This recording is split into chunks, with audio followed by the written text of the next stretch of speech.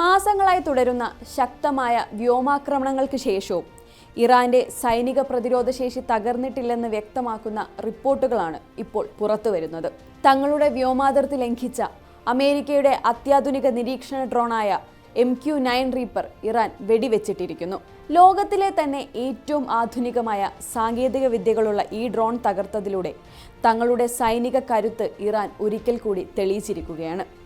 കേവലം ഒരു ഡ്രോൺ വേട്ട എന്നതിനപ്പുറം ഇതിനായി ഇറാൻ ഉപയോഗിച്ച പുതിയ ആയുധവും അതിൻ്റെ തന്ത്രപരമായ പ്രാധാന്യവുമാണ് ഇപ്പോൾ ആഗോളതലത്തിൽ വലിയ ചർച്ചകൾക്ക് വഴിവെച്ചിരിക്കുന്നത്.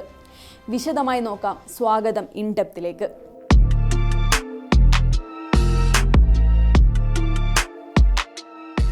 ഹോർമൂസ് കടലിടുക്കിനു സമീപം വെച്ചാണ് ഇറാൻ ഈ ഡ്രോൺ തകർത്തത്. ഇതിനായി ഇറാൻ ഉപയോഗിച്ചത് തദ്ദേശീയമായി വികസിപ്പിച്ചെടുത്ത അരാഷി കമാൻഗിർ എന്ന പുതിയ എയർ ഡിഫൻസ് സിസ്റ്റമാണ്. പേർഷ്യൻ പുരാണങ്ങളിൽ ശത്രുക്കളിൽ നിന്ന് രാജ്യത്തിന്റെ അതിർത്തി കാക്കാൻ അമ്പെയ്ത ആരാഷ് എന്ന പ്രശസ്തനായ വില്ലാളിയുടെ പേരാണ് ഈ പ്രതിരോധ സംവിധാനത്തിന് ഇറാൻ നൽകിയിരിക്കുന്നത്. റഡാറുകളുടെ കണ്ണിൽപ്പെടാതെ മറഞ്ഞിരിക്കാൻ ശേഷിയുള്ള സ്റ്റെൽത്ത് ഡ്രോണുകളെ പോലും കണ്ടെത്താനും കൃത്യമായി ലക്ഷ്യം വെക്കാനും ഇതിന് കഴിവുണ്ടെന്നാണ് ഇറാന്റെ ഔദ്യോഗിക വാർത്താ ഏജൻസികൾ റിപ്പോർട്ട് ചെയ്യുന്നത്. ശത്രുക്കളുടെ വ്യോമാക്രമണങ്ങളെ പ്രതിരോധിക്കാൻ ഇറാന് ഇപ്പോഴും ശേഷിയുണ്ടെന്ന പ്രഖ്യാപനമാണ് ഇതിലൂടെ അവർ നടത്തുന്നത്. അമേരിക്കയും ഇസ്രായേലും ചേർന്ന് മുൻപ് നടത്തിയ നിരന്തരമായ ആക്രമണങ്ങളിൽ ഇറാന്റെ പ്രധാന റഡാർ നിയന്ത്രിത വ്യോമ പ്രതിരോധ ശൃംഖലകൾക്കും റഷ്യൻ നിർമ്മിത S-300 മിസൈൽ സംവിധാനങ്ങൾക്കും വലിയ നാശനഷ്ടം സംഭവിച്ചിരുന്നു. ഈ ഒരു പശ്ചാത്തലത്തിലാണ് അതീവ രഹസ്യമായി വികസിപ്പിച്ച പുതിയ സംവിധാനവുമായി ഇറാൻ രംഗത്തെത്തുന്നത്. പ്രതിരോധ വിദഗ്ധരുടെ വിലയിരുത്തൽ അനുസരിച്ച് ഇറാൻ ഇപ്പോൾ വലിയ സാങ്കേതിക തികവുള്ള പരമ്പരാഗത ആയുധങ്ങൾക്ക് പിന്നാലെ പോകുന്നതിന് പകരം ചെലവ് കുറഞ്ഞതും എന്നാൽ അതീവ ഫലപ്രദവുമായ പ്രതിരോധ തന്ത്രങ്ങളിലേക്കാണ് മാറുന്നത്.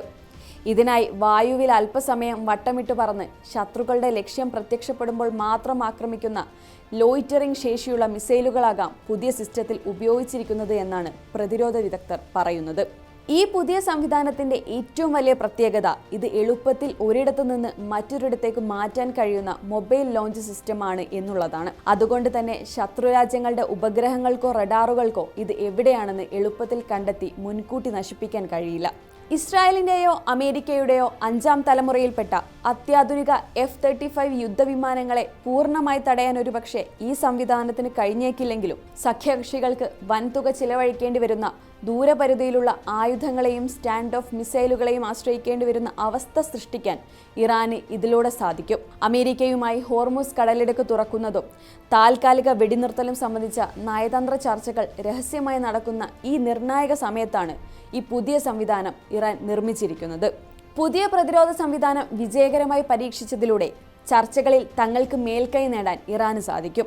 സാമ്പത്തിക ഉപരോധങ്ങളും തങ്ങളുടെ സൈനിക കേന്ദ്രങ്ങൾക്ക് നേരെയുള്ള ആക്രമണങ്ങളും തുടരുമ്പോഴും തദ്ദേശീയമായ സാങ്കേതിക വിദ്യ ഉപയോഗിച്ച് അത്യാധുനിക ഡ്രോണുകളെ തകർക്കാൻ തങ്ങൾക്ക് കഴിയുമെന്ന് ഇറാൻ തെളിയിച്ചിരിക്കുന്നു. തങ്ങളെ സൈനികമായി അത്ര പെട്ടെന്ന് ഒതുക്കാൻ കഴിയില്ലെന്ന ശക്തമായ സന്ദേശമാണ് ഇറാൻ ഈ ഡ്രോൺ ആക്രമണത്തിലൂടെ അമേരിക്കയ്ക്കും ഇസ്രായേലിനും നൽകുന്നത്.